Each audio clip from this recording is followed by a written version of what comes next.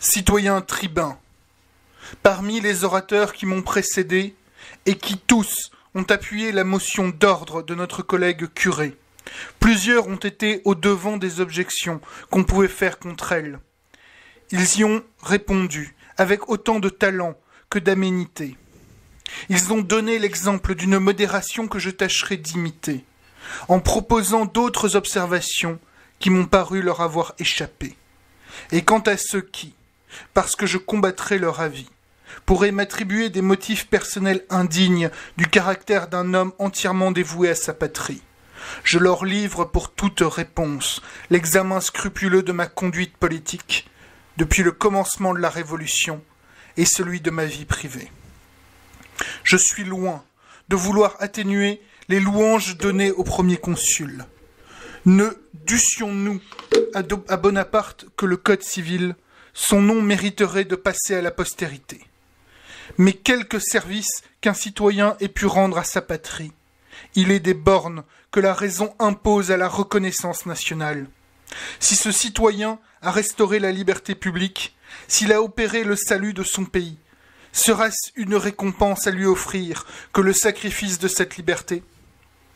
Du moment qu'il fut proposé au peuple français de voter sur la question du consulat à vie, chacun put aisément juger qu'il existait une arrière-pensée et prévoir un but ultérieur. En effet, on vit succéder rapidement une foule d'institutions évidemment monarchiques. Mais à chacune d'elles, on s'empressa de rassurer les esprits inquiets sur le sort de la liberté, en leur protestant que ces institutions n'étaient imaginées qu'afin de lui procurer la plus haute protection qu'on pût désirer pour elle. Aujourd'hui se découvre, enfin, d'une manière positive le terme de tant de mesures préliminaires. Nous sommes appelés à nous prononcer sur la proposition formelle de rétablir le système monarchique et de conférer la dignité impériale et héréditaire au premier consul. Je votais dans le temps contre le consulat à vie. Je voterai encore de même contre le rétablissement de la monarchie, comme je pense que ma qualité de tribun m'oblige à le faire. Mais ce sera toujours avec les ménagements nécessaires pour ne point réveiller l'esprit de parti.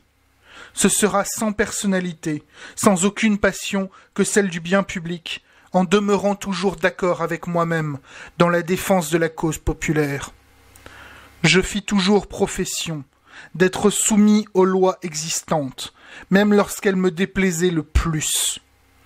Plus d'une fois je fus victime de mon dévouement pour elles, et ce n'est pas aujourd'hui que je commencerai à suivre une marche contraire. Je déclare donc d'abord que tout en combattant la proposition, du moment qu'un nouvel ordre de choses serait établi, qu'il aura reçu l'assentiment de la masse des citoyens, je serai le premier à y conformer toutes mes actions, à donner à l'autorité suprême toutes les marques de déférence que commandera la hiérarchie constitutionnelle. Puisse chacun des membres de la grande société émettre un vœu aussi sincère et aussi désintéressé que le mien. Je ne jetterai point dans la discussion de la préférence que peut mériter en général tel ou tel système de gouvernement sur tel ou tel autre. Il existe sur ce sujet des volumes sans nombre. Je me bornerai à examiner, en très peu de mots et dans les termes les plus simples, le cas particulier où les circonstances nous ont placés. Tous les arguments faits à ce jour sur le rétablissement de la monarchie en France se réduisent à dire que sans elle, il ne peut exister aucun moyen d'assurer la stabilité du gouvernement et la tranquillité publique, d'échapper aux discordes intestines, de se réunir contre les ennemis du dehors.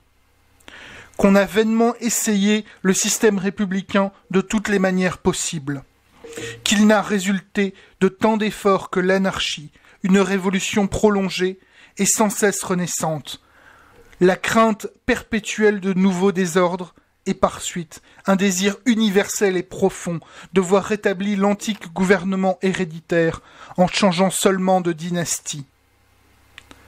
C'est à cela qu'il faut répondre. J'observerai d'abord que le gouvernement d'un seul n'est rien moins qu'un gage assuré de stabilité et de tranquillité. La durée de l'Empire romain ne fut pas plus longue que ne l'avait été celle de la République. Les troubles intérieurs y furent encore plus grands, les crimes plus multipliés.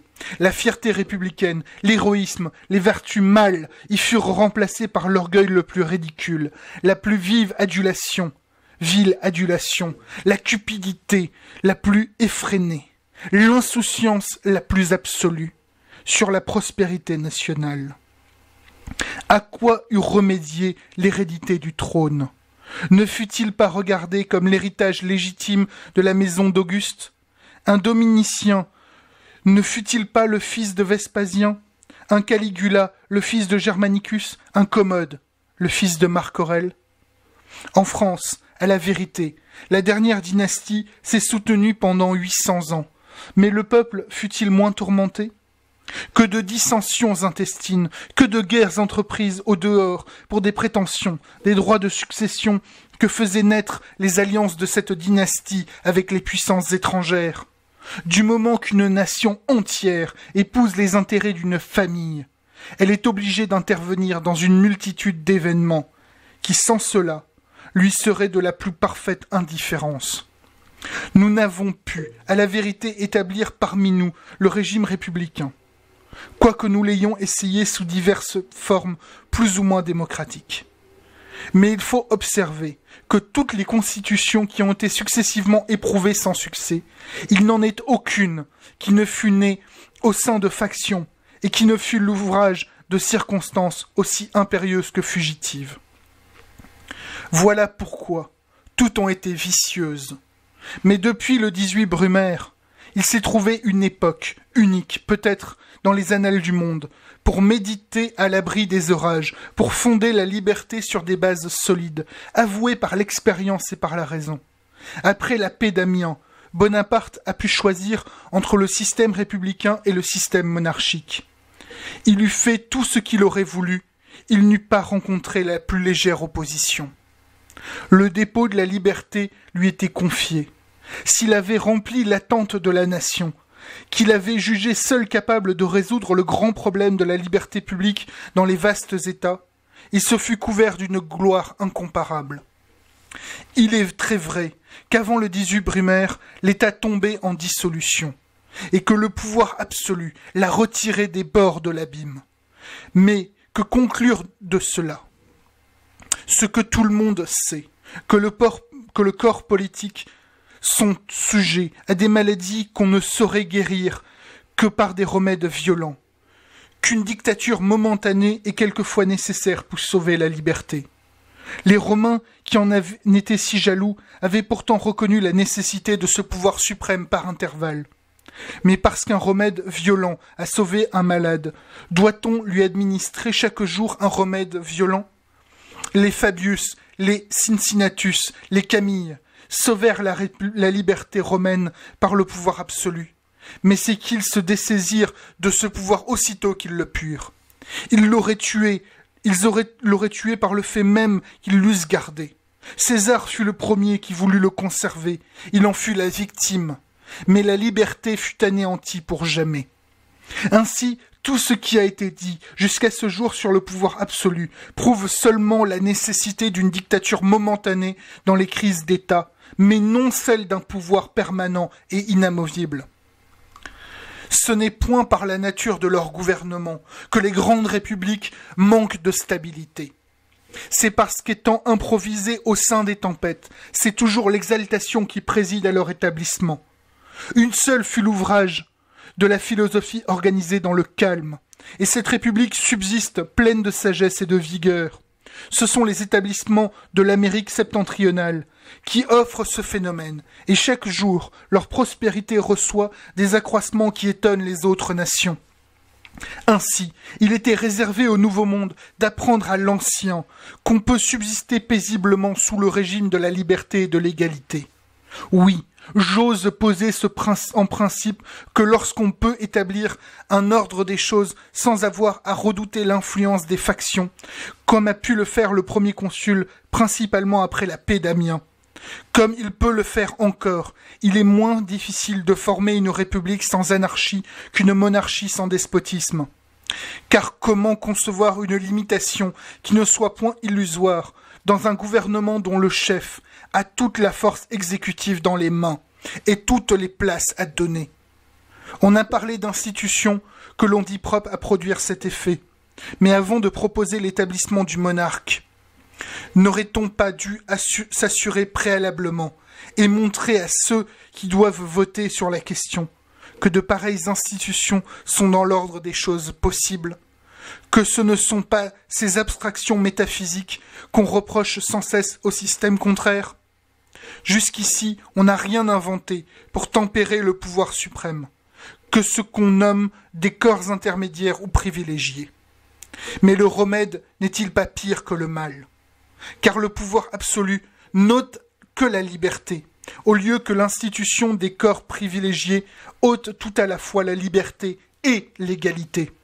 Et quand même, dans les premiers temps, les grandes dignités ne seraient que personnelles.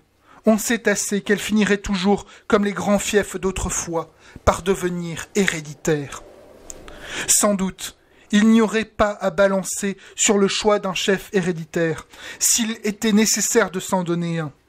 Il serait absurde de vouloir mettre en parallèle avec le premier consul les prétendants d'une famille tombée dans un juste mépris, et dont les dispositions vindicatives et sanguinaires ne sont que trop connues. Le rappel de la maison de Bourbon renouvellerait les scènes affreuses de la Révolution, et la proscription s'étendrait infailliblement soit sur les biens, soit sur les personnes de la presque totalité des citoyens. Mais l'exclusion de cette dynastie n'entraîne point la nécessité d'une dynastie nouvelle. Espère-t-on, en élevant cette nouvelle dynastie, hâter l'heureuse époque de la paix générale? Ne serait-ce pas trop, pas plutôt un nouvel obstacle? A-t-on commencé par s'assurer que les autres grandes puissances de l'Europe adhéreront à ce nouveau titre? Et si elles n'y adhèrent pas, prendra-t-on les armes pour les contraindre? Ou après avoir abaissé le titre de consul au-dessous de celui d'empereur, se contentera-t-on d'être consul par les puissances étrangères, tandis qu'on sera empereur pour les seuls Français? La liberté fut-elle donc montrée à l'homme pour qu'il ne pût jamais en jouir? Fut-elle sans cesse offerte à ses vœux, comme un fruit auquel il ne peut porter la main sans être frappé de mort? Ainsi la nature, qui nous a fait de cette liberté un besoin si pressant, aurait voulu nous traiter en marâtres? Non. Je ne puis consentir à regarder ce bien, si universellement préféré à tous les autres, sans lequel tous les autres ne sont rien, comme une simple illusion. Mon cœur me dit que la liberté est possible, que le régime en est facile et plus stable qu'aucun gouvernement arbitraire, qu'aucune oligarchie. Cependant, je le répète, toujours prêt à sacrifier mes plus chères affections aux intérêts de la commune patrie, je me contenterai d'avoir fait entendre, encore cette fois, l'accent d'une âme libre, et mon respect pour la loi sera d'autant plus assuré qu'il est le fruit de longs malheurs, et de cette maison qui nous commande impérieusement aujourd'hui de nous réunir en faisceau contre l'ennemi implacable des uns comme des autres, de cet ennemi toujours prêt à fomenter des discordes, et pour qui tous les moyens sont légitimes, pourvu qu'il parvienne à son but d'oppression universelle et de domination sur toute l'étendue des mers. Je vote contre la proposition.